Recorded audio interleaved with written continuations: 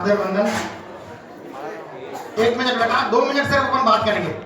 अरे बेटा बैठ जाओ आप। आज के इस आपके स्काउट शिविर के समापन समारोह में उपस्थित हमारे डेलीगेट पप्सा, यहाँ के सरपंच साहब, आपके एनर्जेटिक एजुकेशन साइकोलॉजी के जानकार प्रिंसिपल साहब महेंद्र सिंह जी, रानी सिटी स्कूल के प्रिंसिपल साहब, ज़्यादा समय में व्यर्थ नहीं कर गए, समस्त यहाँ पर विराजमान भामाशाहगण, जिनके कारण से यह आज का कार्यक्रम बहुत शानदार सफल हुआ है, और बाकी भी अन्य सरकारी कार्यक्रम भी और भी किसी प्रकार के जो कार्यक्रम होते हैं वो इन्हीं भामाशाहों के कारण सफल होते हैं। तो ऐसे समस्त भामाशाहों का तहे दिल से आभार, क्योंकि यह जो सरकारी विद्यालय होता है वो आप सबका विद्यालय है, वो आप सब गांव वालों का विद्यालय है। एक जो प्राइवेट विद्यालय होता है वो किसी की निजी संपत्ति होती है, उनका उद्देश्य उस विद्यालय से कमाई करने का होता है, लेकिन एक सरकारी जो विद्यालय है वो आपका विद्यालय, गांव वालों का ही विद्यालय। तो समस्त इसमें सक्रियता से भाग देने वाले समस्त ग्रामवासियों का, भामाशाहों का सादर वंदन। इस एक मिनट भाई साहब, इस सारे कैंप में जो बाहर से पधारे हुए जो ट्रेनिंग देने वाले हमारे जो अध्यापक शिक्षक गण है, उनका भी खूब खूब आभार कि यह एक एक्स्ट्रा करिकुलम एक्टिविटीज है। दूसरे शिक्षक जो किसी भी दूसरी गतिविधियों में भाग नहीं लेते हैं, और यह जो टीचर्स जो है वो विभिन्न दूसरी एक्टिविटीज में भी अपना एक्स्ट्रा टाइम देते हैं, अपना एक्स्ट्रा एफर्ट्स लगाते हैं, तो इनको कोई एक्स्ट्रा सैलरी नहीं मिलती है। यह इनके मनोयोग से ऐसी भावना है कि हम जो हमारा रेगुलर काम जो है, जिनके लिए सरकार हमको सैलरी देती है, वो काम तो हमको करना ही है, लेकिन उसके अलावा कुछ एक्स्ट्रा हम काम भी करें। तो ऐसे अतिरिक्त काम करने वाले यहाँ पर जो सारे शिक्षक गण हैं, जो स्काउटिंग के आपके जो ट्रेनर्स हैं, उन सबका भी खूब खूब आभार, खूब खूब धन्यवाद। आप में जो स्टूडेंट्स जो बाहर से पधारे हुए, कई सारे आसपास के गांवों से भी आए हुए हैं, वो भी स्कूल में विद्यार्थी तो बहुत सारे होते हैं, लेकिन कुछ विद्यार्थी जो होते हैं जिनमें कुछ उत्साह की भावना होती है, कुछ अलग करने का हिम्मत होती है, साहस होते हैं, वो अपना नाम स्काउटिंग में लिखवाते हैं कि मैं कुछ इस एक्स्ट्रा जो है मेरे जीवन में कुछ करूंगा। तो आप भी आसपास के विद्यालय में जो सारे बच्चे पढ़ते हैं, उनमें से कुछ छट करके आप लोग यहाँ पर आए, तो आपका भी खूब खूब आभार और खूब खूब धन्यवाद। अब 2 मिनट अपन इसके बारे में मैं आपको बताऊंगा कि ये स्काउटिंग है क्या, क्यों यह कैंप होते हैं, इसके पीछे भावना क्या। ऐसा नहीं है कि 4-5 दिन आप यहाँ पर आ गए, मनोरंजन हो गया, ये कार्यक्रम हो गया, सबको बुला दिया, साफाई मालाएं पहना दी, बस। इसका उद्देश्य ये नहीं है। ये ज्यादा ये सम्मान वगैरह मेरे को तो बिल्कुल अच्छा नहीं लगता, लेकिन चलो इसके पीछे ये क्या कि कम से कम किसी को तो रोजगार मिला, माला बनाने वालों को रोजगार मिला, साफा बेचने वालों को भी रोजगार मिला, इसलिए चलो ये चल रहा था। बाकी बहुत थोड़ा सा यूं सही महसूस नहीं होता, लेकिन चलो। तो इसका उद्देश्य सिर्फ ये नहीं है, इसके पीछे उद्देश्य क्या है, इसके पीछे कारण क्या है, वो अपन 2 मिनट में आपको बताऊंगा। इस आपकी जो स्काउटिंग संस्था है या और भी ऐसी कुछ संस्थाएं हैं जो विद्यार्थियों के जीवन काल में काम करती है। स्टूडेंट्स का जो पीरियड होता है, जो उनके निर्माण का काल होता है, स्कूल का समय हो चाहे कॉलेज का समय हो, उसमें कई सारी संस्थाएं उनके व्यवहारगत परिवर्तन करने के लिए, उनकी आइडियोलॉजी को चेंज करने के लिए यह संस्थाएं काम करती है।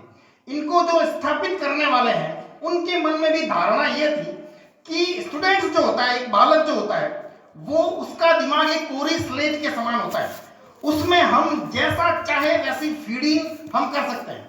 हम लोग जो यहाँ पर मंच पर बैठे हैं, हम लोगों की एक आइडियोलॉजी फिक्स हो चुकी है।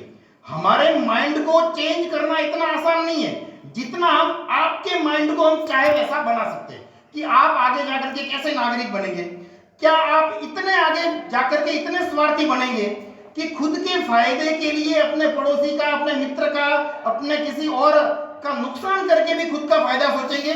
आप ऐसे बनेंगे या ऐसे व्यक्ति बनेंगे जो दूसरों का दुख देख करके दुखी होगा, जिसको दूसरों को खुश करने में आनंदित महसूस करेगा, ऐसा बनेगा? इन दोनों में से कैसे बनोगे आप, वो डिसाइड हम लोग कर सकते हैं आपके जीवन में परिवर्तित करके। एक विद्यार्थी बाल्यकाल में हम कुछ ऐसे गुण डाल करके, आपने जो 4-5 दिन यहाँ पर रहे, आपको ये पता नहीं है कि हमारे माइंड में क्या डाला जा रहा है, लेकिन अनायास ही, अप्रत्यक्ष रूप से आपके दिमाग में हम कुछ ऐसी विचारधाराएं भर रहे हैं कि आप में स्वाभिमान की भावना पैदा हो, आप में स्वावलंबन की पैदा हो, भावना पैदा हो, आप में दूसरों की सेवा करने की भावना पैदा हो, जीवन में कुछ समस्या आ जाए तो कैसे संघर्ष करके उन समस्याओं से डरे बिना उनका सामना कैसे करे, वो भावनाएं हमने आप में भरी है। आप में जीवन में कभी कोई उतार चढ़ाव आ जाए, कोई दुख आ जाए तो आप डिप्रेशन में नहीं आकर के अच्छे समय का इंतजार करें और उस बुरे समय का मुकाबला करें, ऐसी भावनाएं, ऐसे गुण हम लोग आप में भर रहे हैं। तो इसका उद्देश्य यह है कि व्यक्ति निर्माण से राष्ट्र निर्माण, व्यक्तियों का निर्माण कैसे हो, ऐसे ही कोई एंटरटेनमेंट के लिए नहीं है ये।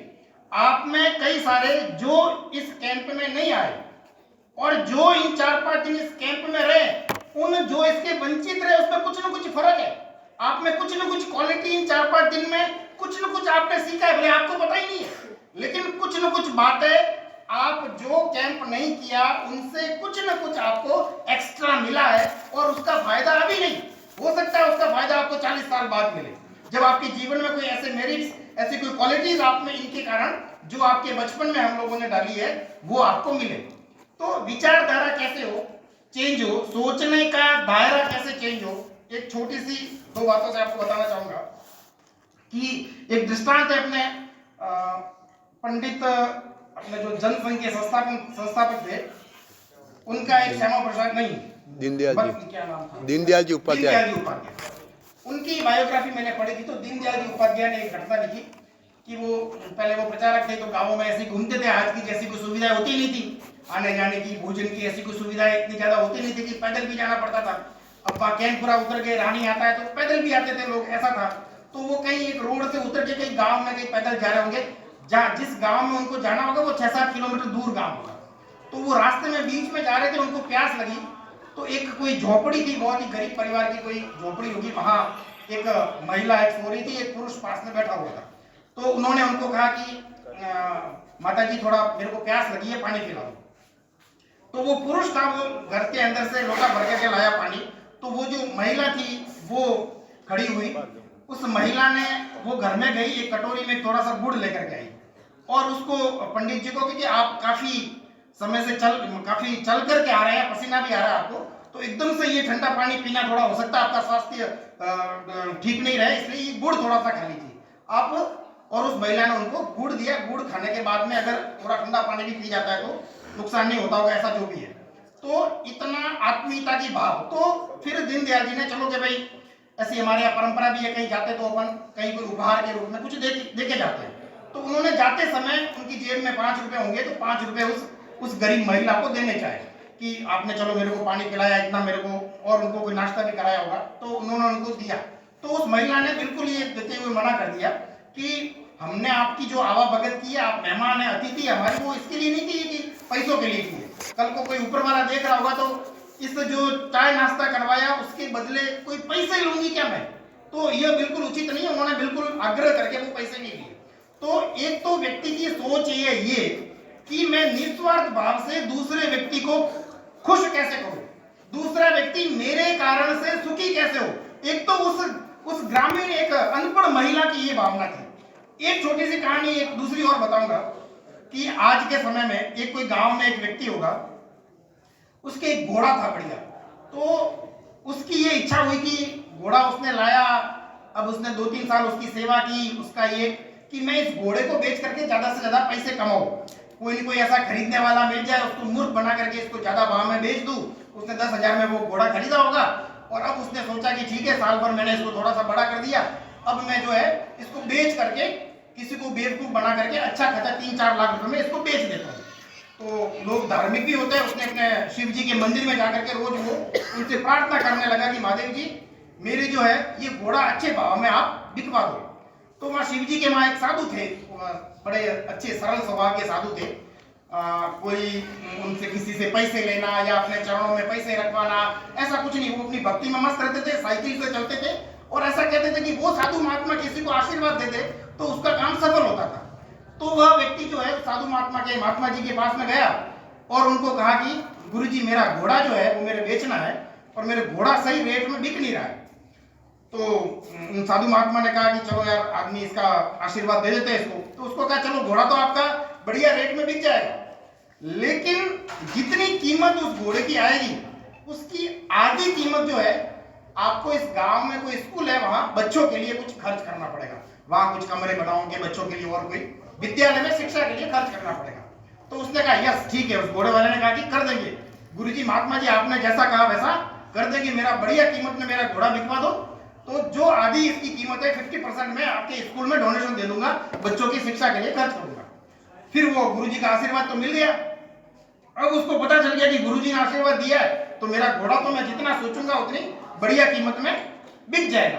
अब उसने कहा कि गुरुजी ने आशीर्वाद तो दे दिया, लेकिन उसके मन में वापस लालच किया 50% पैसा देना पड़ेगा, मेरी जेब में से 50% पैसा चला जाएगा। तो बाजार में गया वो, उसने कहा कल तू बाजार में कहना, तू तेरा घोड़ा जितनी तेरी इच्छा होगी उतने में बिक जाएगा। तो उसको पता तो चल गया घोड़ा तो गुरुजी ने आशीर्वाद दे दिया, बिक जाएगा, शिव जी का आशीर्वाद मिल गया, लेकिन आधे पैसे मेरे जाएंगे। घोड़ा उसने 10,000 रुपए में लाया था, वो चाहता था कि मैं 2 लाख में ये घोड़ा बिके। अब उसने कहा 2 लाख में मिलेगा, लाख रुपया मैं स्कूल में देना पड़ेगा, ये मेरे घाटा हो जाएगा। तो वो मार्केट में गया और कही ये घोड़ा बेचना है मेरे को। घोड़े की कीमत उसने लगाई 10,000 रुपए कि 10,000 रुपए में घोड़ा बिकना। इतना अच्छा घोड़ा, वहां जो मेला लगा था पशु मेला, लोगों ने सोचा इतना बढ़िया घोड़ा है, घोड़े की कीमत कम से कम इसकी 50,000 लाख रुपए कीमत होनी चाहिए, 10,000 में कैसे दे रहा है।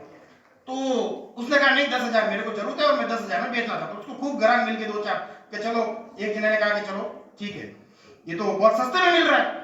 तो उसने कहा कि फिर जो सौदा करना है, उसको बोला कि घोड़ा, इस घोड़े की कीमत तो 10,000 है, लेकिन इसको खरीदने वाला जो है उसको इस घोड़े के साथ में एक मेरे पास ये बिल्ली है, वो बिल्ली अनिवार्य रूप से खरीदनी होगी और उस बिल्ली की कीमत 2 लाख रुपए। घोड़ा तो 10,000 का ही है, लेकिन ये जरूरी है कि जिसको मैं ये घोड़ा बेचूंगा उसको ये बिल्ली भी साथ में लेनी जरूरी है, और उसकी कीमत कितनी है 2 लाख रुपए। वो घोड़ा बड़ा था, अच्छा क्वालिटी वाला था, तो उसने कहा ठीक है हम तैयार है। तो वो 10,000 रुपए उसने घोड़े के लिए, वो बिल्ली साथ में, उसकी तो कोई वैल्यू है नहीं, ऐसे ही वो तो उसने बहाना बनाया, 2 लाख रुपए उसके घर में रह गए। स्कूल में उसने कितने दिए 5,000 रुपए, घोड़ा तो उसने कितने में बेचा है 5,000 रुपए। उसकी देखो, उसकी आइडियोलॉजी देखो, उस आदमी की विचारधारा देखो। एक आदमी जो गुरुजी के आशीर्वाद से, भगवान के आशीर्वाद से उसका वो घोड़ा बिक रहा है, उसका कीमत उतनी आ रही है, वो तो आशीर्वाद दे दिया तो इतने में बिकेगा ही, लेकिन उसका दिमाग कितना चतुर है, कितना चालाक है कि मेरे को वहां लाख रुपया देना नहीं पड़े और मेरे को यहाँ 5,000 रुपए देने पड़ेंगे।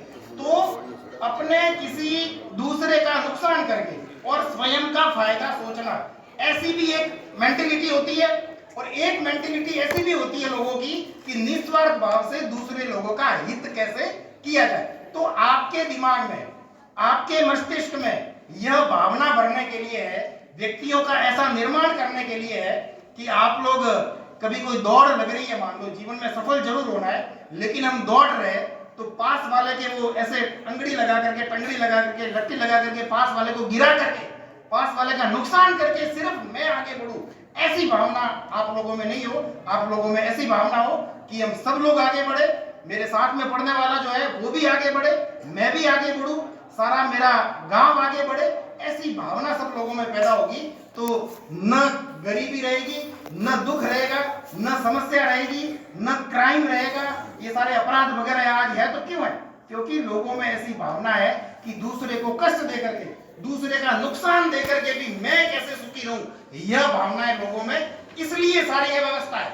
अगर व्यक्ति निर्माण हो जाए, सारे लोग दूसरों का भला सोचने वाले बन जाए, सारे लोग कानूनों का पालन करने वाले बन जाए, तो कोई जरूरत ही नहीं है, पुलिस की भी जरूरत नहीं है, हम लोगों की भी जरूरत नहीं है, अपने आप अनुशासन बन जाएगा। कोई जब एक व्यक्ति दूसरे का नुकसान सोचेगा ही नहीं, सारे व्यक्ति दूसरों का भी भला सोचेंगे, तो अपने आप दुनिया में सुख समृद्धि हो जाएगी। तो यही कारण है कि आप लोगों के इसके स्काउटिंग का शिविर लगाने का भी कारण यह है कि आप में स्वाभिमान की भावना पैदा हो, आप में स्वावलंबन की भावना पैदा हो। आपने गांव में देखा होगा, कुछ जो सामान्य परिवारों के बच्चे हैं वो आगे बढ़ जाते हैं, वो IAS, RAS, doctor, engineer, teacher बन जाते हैं, और कोई पैसे वाले हैं, बड़े धनवान है, उनकी औलादें सुधरती नहीं है। तो उसका कारण यह है कि उन जिन्होंने संघर्ष देखा है, जो अभावग्रस्त परिवारों के लोग हैं, उन्होंने अपने जीवन में दुख देखे, उन्होंने संघर्ष देखा, तो वो जीवन में कभी दुख भी आ जाए ना तो वो हिलते नहीं है। हम लोग सरकारी स्कूल में पढ़े और कई लोग जयपुर दिल्ली पढ़ने वाले वो कहीं सफल हुए ही नहीं, क्योंकि उन्होंने कभी जीवन में दुख देखा ही नहीं, अपने बचपन में कभी उन्होंने कष्ट देखे ही नहीं। तो जीवन में थोड़ी सी कोई समस्या आई तो हिल गए, डिप्रेशन में आ गए, दुखी हो गए, आंखों में से आंसू आ गए, क्योंकि जीवन में दुख देखा ही नहीं। और हम तो दुख देखकर ही बड़े हुए, तो कभी हिलते ही नहीं, कहीं समस्या आ जाए, कोई समस्या आ जाए क्या हो जाएगा, क्योंकि समस्या देखी हुई है। तो आप लोगों को समस्याएं दिखवाना, आप लोगों को सर्दियों में कैसे रहना, आप लोगों को जंगल में कैसे रहना, कोई समस्या आ जाए तो कैसे उसका संघर्ष करना, ये आप लोगों को सिखाया जाता है, ताकि आप लोग भविष्य में कभी कोई जीवन में उतार चढ़ाव आ जाए, कभी कोई नौकरी लगेगी, कहीं दूसरे गांव रहना जाना पड़ेगा, किराए पे मकान भी लेना पड़ेगा, महिलाएं हैं, बच्चियां हैं, उनको भी कहीं आगे यात्राएं करनी पड़ेगी, कहीं रहना पड़ेगा, तो घर से दूर जाना पड़ेगा। तो घर से दूर जाना कैसे? कोई लड़की घर से दूर 20 साल की उम्र हो गई, घर से बाहर कभी गई नहीं, अब अचानक से उसको घर के जाना ही ढूंढने लग जाती, अरे कैसे घर से बाहर जाऊं। और ये जो बच्चियां है घर से 5 दिन बाहर रही है, अकेले रही है, तो उनमें अभी से ऐसी भावना पैदा होगी कि मैं जीवन में मैं भी कुछ कर सकती हूँ। आपके मन से डर निकालने के लिए, आपको स्वाभिमानी बनाने के लिए, आपको स्वावलंबी बनाने के लिए ये कैंप होते हैं। और ऐसे समय समय पर ऐसे कैंप होते रहे।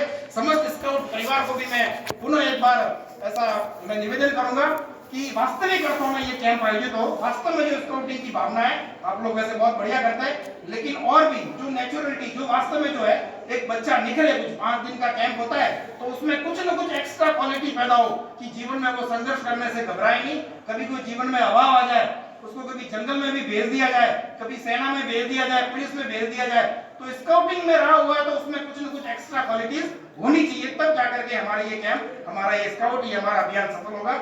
मुझे यहाँ पर बुलाया इसलिए धन्यवाद। आप सब लोग सुखी हो, आगे बढ़े, प्रसन्न रहे। धन्यवाद।